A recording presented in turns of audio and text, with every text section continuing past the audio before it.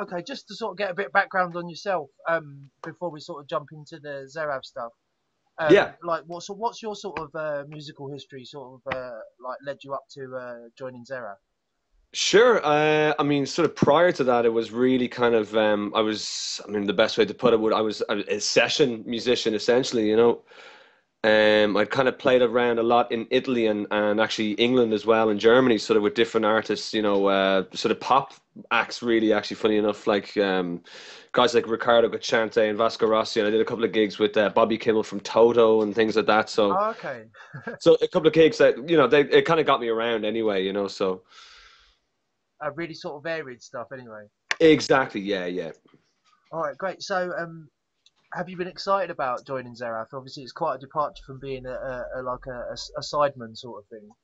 No, it's to be honest with you, it was sort of something that I always wanted to do, but I never really kind of had the opportunity, or really had met the right people that kind of wanted to do that kind of project, and so it was just it was sort of I was sort of at a loose end really in Dublin. I was just doing a lot of the kind of cover band stuff and sort of filling in with bands, and when Mike contacted Mike Pittman, he called me basically saying they were looking for a new guitar player, and then played me their stuff, and I was pretty much a game ball from once I heard it.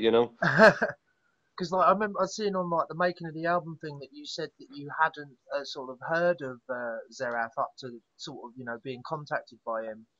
Um, Exactly. Yeah. Very true. Very true. um, do you think that that is sort of a positive thing going into like not like having sort of completely fresh ears to their sort of sound and their material coming into to then sort of write for the album? Absolutely. Well, I mean, to be honest with you, I always really kind of welcome a challenge, and we sort of had a similar kind of. Obviously, I'll be aware of some of I mean, I'm a huge Meshuggah fan, and we all kind of grew up with sort of bands like Pantera and things like that. That we sort of had that universal connection there already.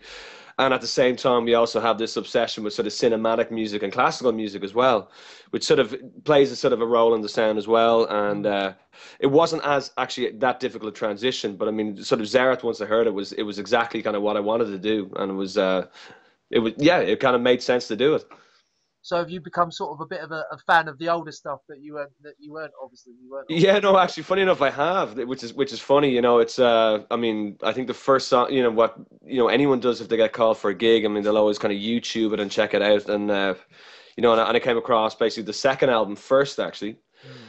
and basically heard obviously tunes like Machine Insurgency and Call to Arms and Unite to Defy. Actually, that song in particular, Unite to Defy, pretty much was the clencher. That kind of made me go, well, fuck it, this is what I want to Uh, do. Really, because actually drive my wife mad singing like the choral ending to the Glorious Death. There's death, sure. Well, actually, funny enough, that was my second one. So basically the whole breakdown of that song, and then the riff from Hades comes in at the end. I was like, I just had a grin across my face. I said, "Man, this is exciting." So Yeah, I was it's something slightly different, isn't it? Yeah. absolutely, absolutely. So how do you think that the sound has moved on from Xerath 2 to the new record coming out? What do you think's like different? Or I mean, I think we've sort of kept the sort of the essence of kind of. I mean, Xerath always had a great sense of groove, and that was always the kind of thing. But there's definitely even more of a focus on that. And in that regard, it's become the ideas have gotten a lot more, I think, more mature sounding. Personally, I mean, it's more focused sounding. Hmm. In the past, it was sort of there. No, the stuff in the past was great, but it was still sort of an element of sort of ideas being strung together. Well, we kind of tended on this one to kind of really kind of focus on exactly what we wanted on each segment and things like that. And yeah, it's personally, I mean, we were really, really, really happy with the end result. Um, do you like because you came in sort of like three-quarters of the way through like the writing, but like you wrote your own solos and wrote. Did you have any influence on like the more rhythm parts? On a few tracks, but it was quite minimal. Basically, in a more sort of in a harmonic sense, yes. I mean, there was like basically a few of the tracks of the first song, and there's sort of a two-part track on the album where I kind of had a sort of an input on that part of it, and then but essentially 70% of the album was written already when I was there. So Because I'm sort of lucky, you know, Rich and Mike, they're sort of multi-instrumentalists. I mean, they're great guitar Mm. players and great bass players. You know what I mean, they make me sick how talented they are, really, you know. So it was pretty much there, you know, and you know, all I had to do was just really bring my own version of it, really, you know. But the idea was there, absolutely. Sure. What sort of feel do you go for in your leads? Are you sort of very like, you know, like very attacking, very forward, or do you sort of like to sit behind the beat at all, or? Sure, yeah. I mean, funny enough, when I was younger, I was definitely more an abrasive guitarist. I was very more, you know, I grew up on guys like, you know, it was sort of a weird mix, like most guitar players or like rock players or metal players that, you know, it was guys like, you know, like Steve Vai and Yngwie and all those guys, and then, you Mm. know, Paul Gilbert, and then I got into guys like, you know, Sean Lane and Alan Holdsworth, and, you know, then, you know, Yeah, I'm a big Alan Holdsworth fan, man. oh, good man. Well, Yeah. he's actually one of my all-time heroes. I mean, UK are one of my favorite bands, and you know, I mean, I was definitely hugely influenced by the sort of more '70s progressive movement as opposed to like stuff like Dream Theater and oh, even though I love all that stuff, but you know, definitely more that kind of UK Genesis, yes, kind of King Crimson. Loved all that stuff, and I could actually hear that in Xerath, even though you know it's a more modernized, aggressive version. But it's funny you Uh, say that, like, because I really think that like '70s fusion, like Alan Holdsworth, like stuff like written by like Gary Husband and stuff like that, has got oh, absolutely, yeah. more influence on like tech metal than people might initially feel. Do you know what I mean? Very Like, much so. No, no, you're absolutely right. You know, and it's you know, in fact, when you even when I've done a couple of festivals with the guys already, and you know, you talk to guys backstage, and we all kind of seem to have this inherent, you know, sort of essentially the exact same influences in a way. You know, where you can sit mm, back and talk about, you know, Tony Williams' Lifetime or Weather Report, you know, and everyone's on the same page. It's like, oh yeah, you start talking about certain rhythm sections, and like everyone's going, oh yeah, yeah, you know, and it's really really cool, you know. But it seems to be you're absolutely right. I think in that whole tech metal world, that is sort of. I mean, I think everyone starts out with metal, and then when you start kind of developing on your instrument, you just want to explore different areas, and that's pretty much what it is. no, absolutely, absolutely. Like you was mentioning before about like having a sort of connection with like the cinematic and the more orchestral parts of the music. Yeah, And like to me, that's like one of the essential qualities that sort of separate Xerath from a lot of stuff that is going on in that sort of scene. Like, sure.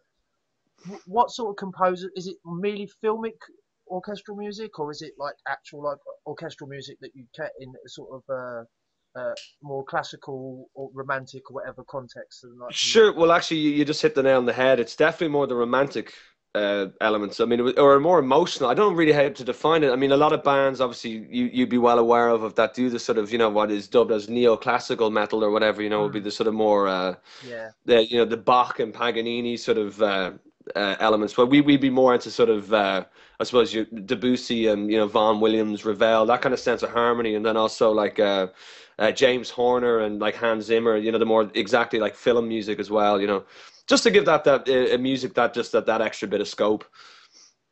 yeah. It does. It really sort of lifts it, kind of, and as it gives it an extra sort of really special quality. Because Oh you man, that's guys, cool. Yeah. oh no, totally. Because you guys are going to have live strings, like I think, as the first time for Xerath, It, on the tour. I'm glad you're aware that actually it is, you know, and that was actually really exciting because it was something that even when I joined in the band, we weren't even sure if we were going to do it, but we all decided, no, we have to do it. You know, I mean, it just gives that extra quality. And I mean, I don't know, have you heard the album yet, John? Or No, no, I haven't heard the album. No, I'm looking forward to it. I've pre-ordered because I'm a bit of a fanboy as well. So like, not but true. That's true. but I can't wait to get a copy and hear it so I can review it as well. But like, just to get a sort of scope of like the ideas anyway.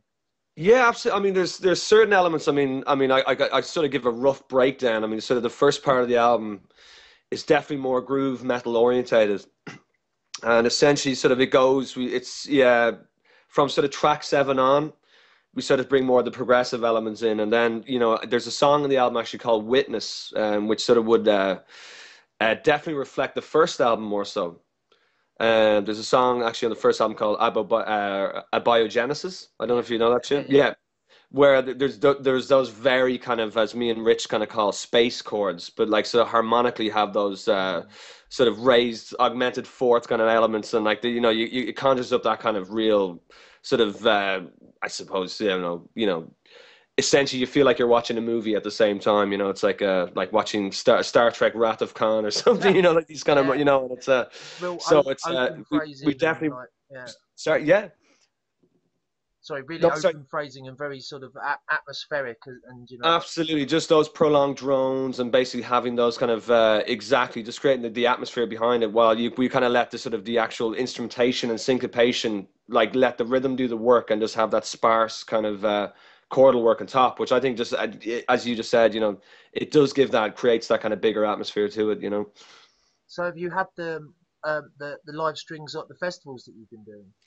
No, no. So far, it's actually just been track. I mean, we're sort of in this position now because we're doing our first gig for with the new stuff in Camden. Actually, we're doing the Barfly Yeah, for I'll see for you there. oh, great, man. Well, I'm looking forward to meeting you, man. That's great. And so that there won't be any live strings in that. But the thing is, we're going to be doing a couple of dates with Tesseract in Russia, actually. And I'm a huge fan of those guys. Those guys are really cool. And so the idea is when we do our own tour is maybe if we kind of even have the budget, because you know yourself how it works. I mean, it's all down to kind of what we can do, really, you know, Yeah, and basically working, you know, with what you have. I mean, but in saying that, I mean, sometimes limitation can be a good thing because it makes you come up with, you know, different ideas. But the idea, you know, I mean, if it's going to happen in this tour, great. If it doesn't, but I think eventually there will be shows when we will have a live string section, no doubt. yeah, because that kind of stuff will just sort of raise the hairs on people, the back of people's necks. You know, what I mean, the way I sort of like you do when it comes across on the record when it's really well put together, but in a live context with a live sound and you know nothing vibrates like a you know like a violin or a cello. You know what I mean? That way, you know, like you can't Exactly. trigger that emotion, that emotional response to a track, even if it's really well produced or whatever. But I mean, you know, when it's there and it's a live musician, it just has that emotional impact. It does. I mean, because it's real and people do appreciate that, you know. And it's and once you know, there's those chord progressions. I mean, because everyone responds to chord changes, and you know, it affects people in a different way. And you know, and once you kind of do that on a grander scale, where you actually have the organic sound as well on top of that, I think it's something kind of special. Of course, you know. Yeah. Do you obviously this is sort of slightly outside. Do you know any of like the lyrical themes that are sort of running through the record and like? Yeah, actually, funny enough, I do. You know, and like me, like I'm good friends. Funny enough, with the old guitar player, you know, Owen. You know, the Yes. fantastic guitar player. You know, and we'd always joke, you know, about like Owen would never really pay attention to what Rich was singing. You know, but it's only because I was actually more involved with that side of it. You know, and you know, myself and Chris, the bass player. You know, we sort of gave ideas lyrically to the album as well. And it's sort of it's I wouldn't say it's a concept album, but there's lots of different themes. I mean, it's sort of similar to the last album. It's you know it's very it's a more positive album, this one actually, as opposed to I mean I think the last album is very post-apocalyptic and whatnot, you know, and but this one would be more like we're huge sci-fi fans, and you know myself and Rich are huge like Arthur C. Clarke fans, and you know we'd write songs about you know there's a certain song on the album called Sentinels, which is Ah, actually yeah. uh, sort of influenced by an Arthur C. Clarke novel actually called The Sentinel, which actually turned out to be 2001: A Space Odyssey, the movie. You know, so that short story became that. So even at the start of the song, we kind of had certain sort of choral parts that would echo even you know the. I don't. I'm sure you're familiar with 2001. Yeah. Yeah, you know the scene on the moon. You know we have the sort of choral sounds. You know, but lyrically, I mean. Yeah, I mean, there's a lot of science fiction stuff, and then there's a lot of sort of political stuff as well. There's two songs. I mean, I don't want to give too much away as well. Sure. Sure. I mean, there's a song called "Bleed This Body Clean," which you know on the outside would sound more like a sort of you know a gore song or something, which is not. It's more about the state and the government, Yeah. and you know. Yeah. And then there's a song called 2053 on the album, which you know obviously because we're essentially known as a progressive band, people would think that's sort of a year, you know, which is not. It's actually it's the amount of atomic bomb detonations that have been so far in the world, you know, and so it's actually probably the first anti-war Xerath song, actually, you know. So No, that's awesome. Um, can you hear me? yes. No, absolutely. Yeah. Um, um, like you mentioned earlier about having sort of a shared like of like bands like Pantera and all that. Who do you personally listen to like nowadays, like that actually gets you excited? Sure, in metal. No, not necessarily in metal, even outside of metal, like putting metal to one side, Sure, I like mean, I'm for a minute, like just like non-metallic influences that you bring into your music. yeah, sure. I mean, it's to be honest with you, I mean, a lot of music I would listen to personally probably wouldn't even be metal, funny enough, because it's I suppose when you're doing it all the time, you tend to want to have that separation, and I mean, I kind of it's only recently I've started listening to even newer bands, and I mean, that's a tough one. I mean, because I'm kind of listening to something new every day. It's essentially, I mean, it would be, I mean, classical and jazz would be something that I'd be very keen on listening to just personally. At home, like in Dublin, I would play. I love playing with like different musicians, like jazz musicians and things like that. And so it would range from, I mean, personally, jazz, singer songwriter stuff. Even sometimes there's a new band from Canada. Well, they're not that new. A band called Midlake, which would be even perceived as an indie band, but they have a certain quality I like, and I only actually came across them last week, so I'm checking them out at the moment. Ever any sort They, of traditional music, like traditional like Irish music well, or very much so. I mean, that's kind of how I started. It was a weird thing with me. Uh, I started playing sort of traditional sessions when I was a kid, and it was a great learning curve for rhythm because what a lot sort of of in the pubs sort of thing? yeah, in pubs, exactly, and it was just, but I'd be playing with top guys, and the guys I know now, like these guys I used to play with, and now they're off touring, all the big productions, and just incredible musicians. But it was a great, I mean, learning curve for my rhythm, especially, because it really, that's where with sort of traditional Irish music, the rhythm is so important, in terms of Mm. sort of carrying, the piece of music and keeping the energy kind of high.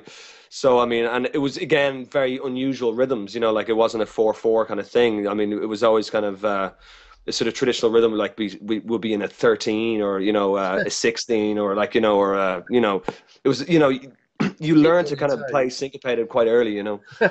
Yeah, no, I bet like bloody yeah, get learning your trade like playing in like 13/8 or something like that. Just That kind would of be. Exactly, yeah, absolutely, and again, it gets you interested, and then through that you get into jazz. Funny enough, there's a huge similarity between Irish music and jazz music, and Mm. even when you listen to like people playing Irish music, even in Dublin now, I mean, a lot of them would be kind of well-seasoned jazz players that do it. So they harmonically add this lovely tapestry to the melody that has been alive for like hundreds of years, but Mm. they're bringing their own thing and keeping it alive. But I mean, some of the musicians doing it are absolutely fantastic. Yeah, absolutely. A friend of mine's really into lots of stuff like lilting. Like Of course. yeah, That's like known as a shanos over here. really Yeah, so it's basically when you're basically singing, by yourself, yeah, like again lilting as well, of course, and that's again that doesn't nothing but benefit your playing, I mean that's it's an incredible thing, and it makes it far more organic, and and as you it's similar say, thing with like Irish. strict rhythms that then lead into stuff like tech metal, where it's like a groove that just sort of locks in, Yeah, and then how you augment off that groove is so essential to where it really gets to people, I guess. absolutely. I mean, I was very fortunate. I did a show with a guy in India, a guy called Srinivas, who had played mandolin like with John McLaughlin and incredible players, And I learned so much from that. Yeah, and I came across this system, and I was very young at the time. I was about 18 or 19, and I came across that system known as Conical. I'm sure you're familiar with that, or I Yeah, don't know if you are. Yeah, yeah, yeah, of course.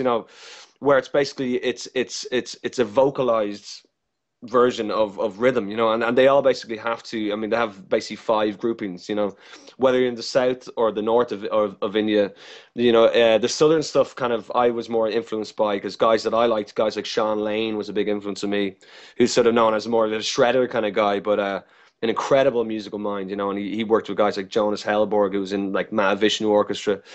But anyway, I mean, I had a huge interest in that, and at the time I was playing fretless guitar as well. So it was really good that it tuned my ear to kind of play, getting into the more quarter notes and kind of understanding that kind of sense of musicality, which I thought was fascinating. I mean, incredible and such a natural approach as well. Sure, look like the notes between the notes and how it all sort of ties together. Exactly.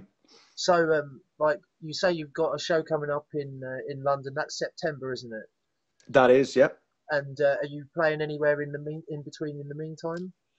I Or am myself because I mean, unfortunately, we're like most metal bands. There's not a lot of money in it.